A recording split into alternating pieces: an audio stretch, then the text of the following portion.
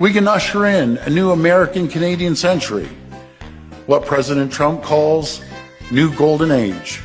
The society is based on control by private wealth.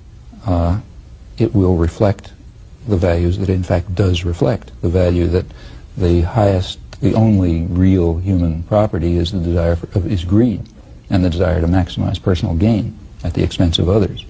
Now, any society, maybe a small society based on that principle is ugly, but it can survive.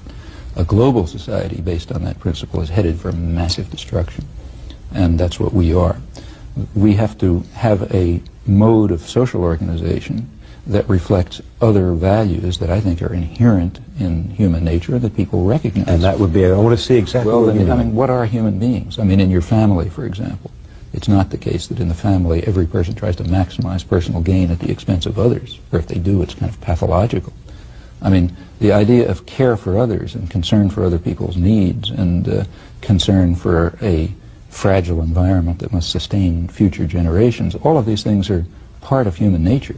These are elements of human nature that are suppressed in a social and cultural system which is designed to maximize personal gain. And I think we must try to overcome that suppression, and that's in fact what democracy could bring about. It could lead to the expression of other human needs and values which tend to be suppressed under the institutional structure of a system of private power and private profit. Red tape and regulations, they drive me crazy. We've cut over $1 billion of red tape and regulations in Ontario. And we need to make sure that we start speeding up, just like President Trump said. Let's speed up the process. It just goes on and on and on. Well, things are going to change. I think both countries need to change. Laws that protect workers and their rights, that is not red tape, right? That is not red tape. Speaker, we can build a more resilient economy. We can grow this economy. We can access... Unless we are careful, we are going to lose our democratic rights in Ontario. Catastrophic fires and driving the loss of iconic species like caribou.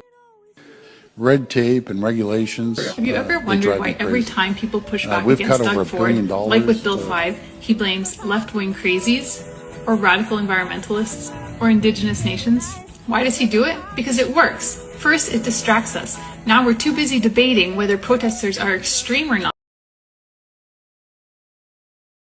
The provincial government is quietly pushing through the most dramatic overhaul of conservation authorities since they were created over 80 years ago. Their plan is to use the budget measure bills to shrink our 36 local conservation authorities down to just 7, while inserting a new provincial agency run by political appointees to manage them.